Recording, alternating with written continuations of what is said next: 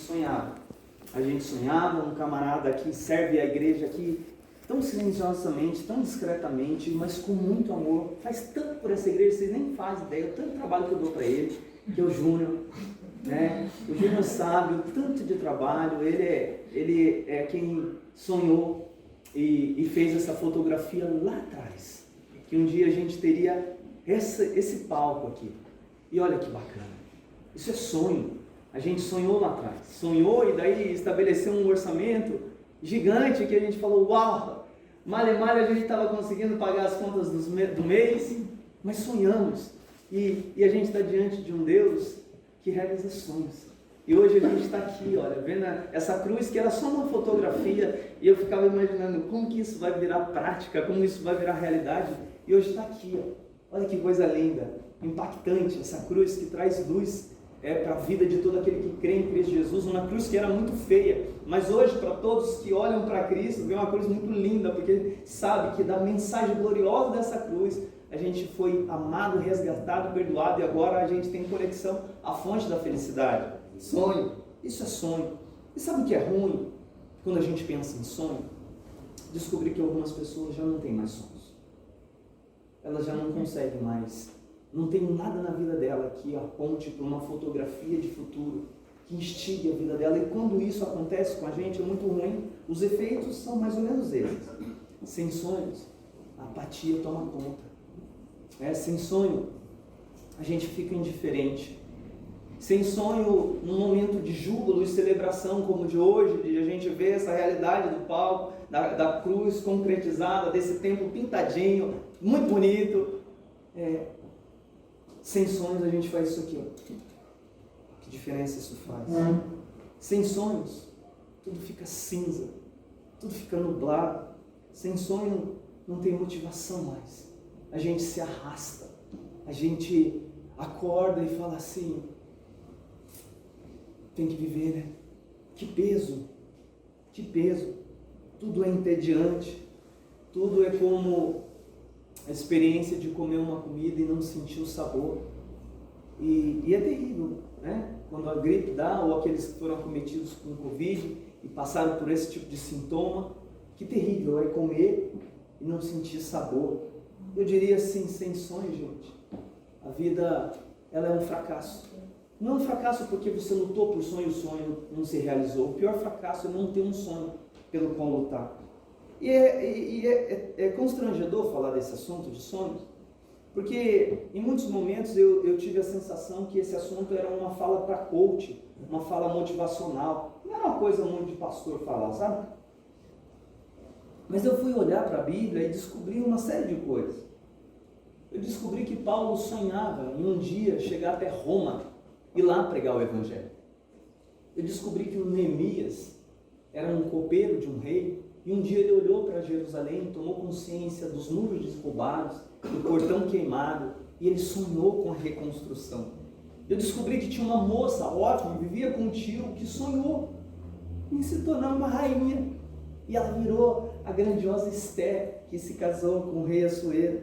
Eu descobri que as Escrituras, ela mostra para a gente que Deus é o personagem central da história, que Deus é o glorioso e a fonte de todo o bem e o destino para qual nós devemos chegar. Mas curiosamente Ele dá para as pessoas essa dinâmica de que a gente pode chamar de objetivo, plano, alvo, meta, propósito. A gente pode dar diversos nomes e hoje eu estou dando um nome aqui de sonho. Que coisa bacana é ter um sonho. E eu queria chamar a sua atenção para uma história que fala para a gente de um sonho. É a história de Ana. A história de Ana, como Deus dá chance da gente perceber algumas coisas sobre sonhos. E eu quero olhar com vocês essa história. Está no primeiro capítulo de Samuel, verso 1, e diz assim, ó: houve um homem de Ramataim, Zofim, da região montanhosa de Efraim, cujo nome era Eucana, filho de Jeroão, filho de Eliú, filho de Tou, filho de Zuf e Efraimita. Eucana tinha duas mulheres, uma se chamava Ana e a outra se chamava Penina. Penina tinha filhos, Ana, porém, não tinha. Todos os anos esse homem ia de sua cidade para adorar e sacrificar ao Senhor dos Exércitos em Siló, onde Ofni e Finéias, os dois filhos de Eli, eram sacerdotes do Senhor. No dia em que Eucana oferecia o seu sacrifício, ele dava porções deste a Penina, sua mulher, e a todos os seus filhos e filhas. A Ana, porém, ele dava uma porção dobrada, porque ele a amava, mesmo que o Senhor a tivesse deixado estéril. Penina, sua rival, a provocava excessivamente para irritar, porque o Senhor a tinha deixado sem filhos. Isso acontecia ano após ano. Todas as vezes que Ana ia à casa do Senhor, a outra a irritava. Por isso Ana se punha a chorar e não comia nada. Então Eucana, seu marido, lhe disse: Ana, por que você está chorando? E por que não quer comer? E por que está tão triste? Será que eu não sou melhor para você do que há 10 filhos? Cheio de moral esse marido, né? Certa vez, após terem comido e bebido em Siló, Ana se levantou quando o sacerdote Eli estava sentado na sua cadeira, junto a um pilar no templo do Senhor. E Ana, com amargura de alma, orou ao Senhor e chorou muito. Ela fez um voto dizendo: Senhor dos exércitos, se de fato olhares para a aflição da tua serva, e te lembrares de mim, e não te esqueceres da tua serva, e lhe deres um filho homem, eu o dedicarei ao Senhor por todos os dias da sua vida, e sobre a cabeça dele não passará navalha. Ana continuava a orar diante do Senhor, e o sacerdote Eli começou a observar o movimento dos lábios dela, porque Ana só falava em seu coração, seus lábios se moviam, porém não se ouvia voz nenhuma. Por isso Eli pensou que ela estava embriagada. Ele disse: até quando você vai ficar embriagada? Trate de ficar longe do vinho. Porém Ana respondeu: não, meu senhor, eu sou uma mulher angustiada de espírito. Eu não bebi vinho nem bebida forte, apenas estava derramando a minha alma. Não penses que tua serva é ímpia. Eu estava orando assim até agora, porque é grande a minha ansiedade, a minha aflição. Então Eli disse: vá em paz, e que o Deus de Israel lhe conceda o que você pediu. Ana respondeu: que eu possa encontrar favor aos seus olhos? Então ela seguiu o seu caminho, comeu alguma coisa, e o seu semblante já não era triste. Eles se levantaram de madrugada e adoraram diante do Senhor. Depois voltaram para casa. Em Ramá, Eucana teve relações com Ana, sua mulher, e o Senhor se lembrou dela. Ana ficou grávida e, passado o devido tempo, teve um filho a quem deu o nome de Samuel, pois dizia: do Senhor eu pedi. Ora comigo rapidinho mais uma vez. Senhor, a tua palavra é poderosa. Dá-me a graça de falar sobre ela aqui, sobre os seus feitos, sobre a tua natureza. E fala com a gente, Senhor. Não deixa eu atrapalhar o seu mover aqui, não. Não deixa, Senhor, as nossas angústias, as nossas preocupações, distrações, o que vai vir depois dessa reunião, tomar o coração. Que cada um se concentre no Senhor e que o Senhor nos capture com a tua verdade, para que a gente ame o Senhor, seja libertos, passem a sonhar. Em nome de Jesus. Amém. Sabe que eu tenho uma pergunta: como nascem os sonhos? Essa é uma pergunta curiosa que eu fiquei a pensar. Eu acho que deveria ter um monte de respostas para essa pergunta, mas eu tenho uma pista. Eu suspeito que sonhos eventualmente nascem de uma necessidade ou de um interesse que pode ser individual ou coletivo. Você deve ter reparado no que aconteceu aqui, no que a gente acabou de ler. Que o Eucana, a Ana, porém, dava uma porção dobrada, porque ele amava, mesmo que o Senhor tivesse deixado estéril. Penina, sua rival, a provocava excessivamente para irritar, porque o Senhor tinha deixado sem filhos. Isso acontecia ano após ano, todas as vezes que Ana ia à casa do Senhor.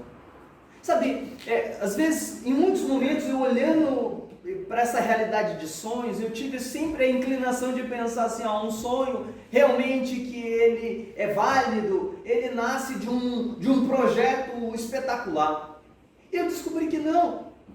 E eu percebo aqui que assim, uma necessidade de um contexto machucou tanto a vida dessa mulher, porque pode ser uma coisa estranha para os nossos tempos, agora uma mulher querer ter filho e ficar tão desesperada porque não tem filho. Aqui tem uma estrutura de família que não é o propósito de Deus, que não era algo assim que Deus aprovava. A própria divisão entre a família dão conta para a gente e evidenciam que é um grande problema a bigamia. Deus não quer que um homem tenha duas mulheres, não. O propósito de Deus é um homem, uma mulher, casado, é desse jeito. E a Escritura mostra que sempre quando essa orientação não foi seguida, deu um monte de encrenca, e aqui tem mais uma realidade de encrenca. Uma mulher que era amargurada pela outra, onde a vida não conseguia ter satisfação. Por quê? Porque dentro daquele contexto, dentro daquela realidade, gente, a judia sabia que a vida dela, o propósito da vida dela se concretizava, se concluía de uma forma bonita quando ela tinha filhos. Era a continuidade do povo. Havia uma esperança numa judia de que o filho da mulher pisaria a cabeça da serpente. Imagina o que isso gerava. Gerava as expectativas em todas as mulheres judias que o filho dela podia finalmente ser o Salvador. Essa é uma das expectativas. Mas é curioso que naquele tempo, e não é muito distante o tempo, gente, a gente não tinha essa coisa terrível que a sociedade se transformou, onde o filho se tornou um estorvo, um problema, e em busca da satisfação pessoal e individual. Inúmeras mulheres decidem que não querem ter filho porque o filho vai atrapalhar. É evidente que tem exceções, e certamente uma série delas estão aqui hoje, não quero de forma alguma generalizar, mas só para você entender o contexto, que isso era uma angústia. E é curioso que aquilo tomou aquela mulher, porque daí na relação com a outra que estava ali na casa, a outra tinha um monte de filhos, trazia satisfação para o marido, e ela era a amaldiçoada. Aí nasce um sonho, nasce um tremendo sonho. Um sonho, que sonho foi esse nessa necessidade? Eu sonho em ter um filho. Eu sonho em ter um filho. Esse era o sonho dela. Esse era o desejo do coração dela, e ela chega com esse desejo diante do Senhor. Sabe, é muito bacana isso, gente. A gente descobrir que necessidades e interesses podem ser transformados em sonhos. Podem nascer sonhos a partir dessas realidades. E eu fico muito contente com isso, de perceber assim como que Deus dá chance de uma série de dinâmicas na nossa vida se transformar num alvo. Agora, esse eu acho também não é o ponto de tanta novidade. A grande questão, quando um sonho nasce, é perguntar assim: como um sonho pode ser tocado pelo mover de Deus? Como? Como que isso acontece? Quando um sonho, um simples desejo, porque, gente, vamos falar a verdade, com tantas coisas que Deus tem para resolver no mundo, diga-se de passagem, que a gente não ficaria meio incomodado. Deus vai parar o mundo para realizar um sonho de uma mulher que está tendo uma encrenca, se sentindo um pouco deixada de lado, desacreditada, desprezada, e daí Deus move o mundo, faz o mover dele para satisfazer. Não, é um negócio que eu sempre pensei assim: Deus tem mais o que fazer. Tem mais o que fazer, porque você tem suas necessidades. De repente, algumas delas já ganhou o seu coração uma dinâmica de talvez ganhar o tom de se tornar um sonho. A grande pergunta é: poxa, será que Deus se importa com isso? Vai se engajar com isso? Vai se envolver com isso? Vai se interessar por isso? Será que tem alguma coisa relacionada à minha carreira, à minha profissão, à minha família, às minhas ânsias individuais, que Deus realmente se importe? Eu acho que esse texto dá a chance da gente descobrir que sim, mas existe um porém. Deus toca os sonhos de indivíduos tão ordinários, tão comuns, quando esses sonhos, eles se dirigem para a glória de Deus, para o propósito de Deus. E como que isso acontece? Olha que interessante o verso 9. Certa vez, após terem comido e bebido em Siló, Ana se levantou. E quando o sacerdote Eli estava sentado na sua cadeira, junto a um pilar do templo do Senhor, Ana, com amargura de alma, orou ao Senhor e chorou muito. Ela fez um voto dizendo: Senhor dos exércitos, se de fato olhares para a aflição da tua serva e te lembrares de mim, e não te esqueceres da tua serva, e lhe deres um filho homem, eu o dedicarei ao Senhor por todos os dias da sua vida, e sobre a cabeça dele não passará navalha. Sabe o que a gente repara quando sonhos? Como assim, André? Como que se dá essa coisa do sonho ser feito na presença do Senhor? Como que eu transformo, como nos meus sonhos eu posso averiguar e verificar ou construir sonhos que eles sejam para a glória de Deus? Eu diria para você o seguinte, que sonhos são gerados na adoração. Sonhos desses que são tocados por Deus, eles não estão alheios de uma vida que adora o Senhor. Eles não estão alheios de uma vida que tem um propósito, porque com toda a angústia de Ana, com toda a tristeza dela, com toda a frustração dela, repara, ano após ano ela ia, porque tinha a grande festa em Jerusalém, de sacrifício anual, e ela ia lá para adorar o Senhor. Ela não substituiu, ela não falou assim, olha Deus, então já que o Senhor não me satisfaz, já que o Senhor não me dá filhos, eu não vou para Jerusalém mais. Se ela fizesse isso, ela estaria dizendo, sabe o quê? Meu Deus é o meu filho, eu sirvo ao meu filho, se o Senhor não entrega o filho que eu sirvo, eu não te sirvo mais. Com esse choro dela, ela estava dizendo assim, olha, o meu sonho é importante, mas ele tem o lugar dele. A adoração ao Senhor nada pode substituir. Então vou com tristeza, vou sendo humilhada, vou sofrendo o que tenho de sofrer, com a Penina fazendo, esfregando na minha cara que eu sou uma estéril, que eu sou uma morta, que eu sou uma sem vida, que eu não posso dar felicidade para meus filhos. Não tem problema, mas eu vou adorar o Senhor. Eu posso ir com lágrimas, eu posso chorando, mas eu vou continuar indo. Gente, sonhos que são tocados pelo mover de Deus, eles se encontram na adoração. O que é isso? É a vida vivida para Deus. É a vida onde Deus é o nosso sonho maior. Nenhum sonho pode substituir quem Deus é na nossa vida. Mas olha que legal, sonhos são regados com oração. Não é interessante que no meio de todo aquele sufoco, em toda aquela angústia, ela vai e fala assim, Deus, se não te esqueceres e me deres um filho. Para quem que foi esse pedido? Foi para Deus. É Deus que pode realizar, é Deus que pode fazer. Mas eu diria assim, sonhos tocados por Deus são sonhos nutridos na missão. Aí você fala assim, como assim, André, na missão? Eu não sei se você se dá conta, mas ela fala assim, olha, o santo templo do Senhor, a causa do Senhor, eu vou entregar o meu filho para isso. Esse filho que o Senhor vai me dar, ele vai servir aos teus propósitos, aos teus planos, a tua causa, ele vai ser entregue, ele não vai ser meu. Gente, isso para mim me dá uma pista gloriosa de como a gente precisa viver a nossa dinâmica. Eu quero sonhos. Eu quero sonhos para mim, eu quero sonhos para minha família, eu quero sonhos para meus filhos, eu quero sonhos para essa igreja.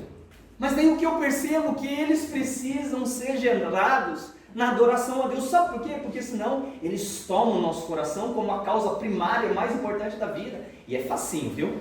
É facinho a sua carreira se transformar no seu grande Deus. É facinho a sua saúde, a sua beleza, a sua satisfação, os seus relacionamentos. As coisas que aparecem aí como vitais, é facinho elas ganharem o lugar de Deus no nosso coração. Por isso que a gente tem que estar em adoração. Por isso que a gente tem que estar sempre lembrando do Senhor, eu quero demais isso aqui. E aí cada um vai colocar nesse isso aqui os sonhos. Eu quero muito, mas eu preciso querer mais o Senhor. E é facinho eu querer mais isso do que o Senhor. Me ajuda. Me ajuda. E aí a gente adorando o Senhor, eu te adoro, o Senhor é minha satisfação. Esse sonho não vai me dar identidade. O alcançar esse projeto não vai falar que eu sou importante. Não é isso que nutre, não é esse o combustível da minha vida. Não é esse o ar da minha alma. O ar da minha alma é o Senhor. Mas eu queria tanto isso aqui.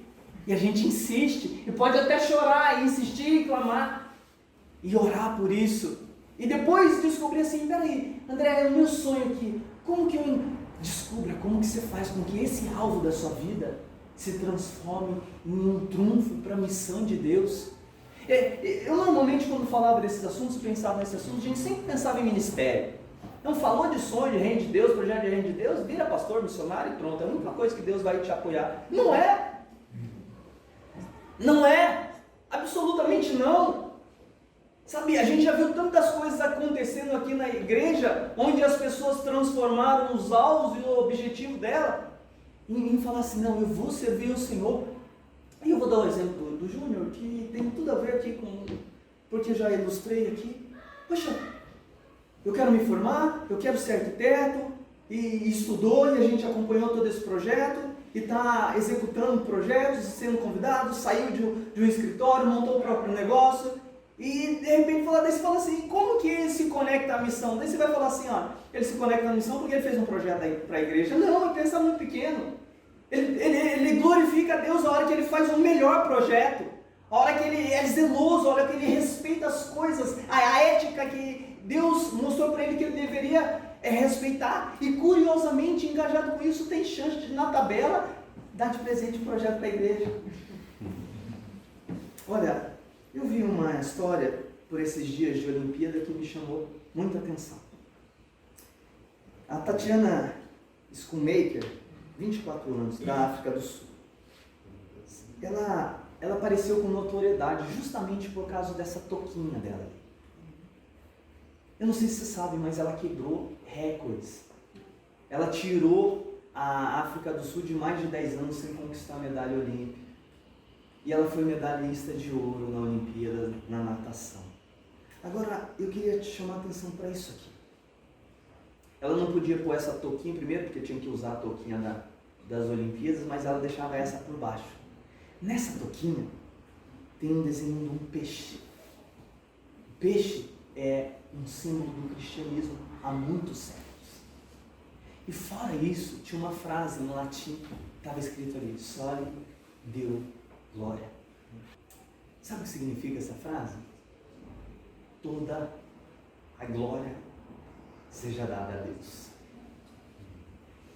Vocês têm ideia de quantas horas essa moça treinou para chegar nesse pódio? A vida dela, o foco da vida dela foi nadar. E nadou muito para ela chegar nos limites de conquistar essa medalha entre os melhores do mundo e quebrar recorde. Gente, não foi 1 hora, não foi 2 horas. Foram tempos e mais tempos, anos e mais anos, com um objetivo em mente. Mas agora o curioso, nesse propósito, nesse sonho, nesse desejo, aparentemente trivial, que um dia ela apresentou para Deus, Deus, eu vou ser uma excelente nadadora. A minha vida vai ser nadar, bater de um lado no outro na piscina e ficar ali fazendo esse trajeto, coisa que muitos de nós falam assim, olha, eu nunca gastaria tanto tempo nisso. E ela, essa coisa aparentemente super trivial, esse foi o sonho da vida dessa moça.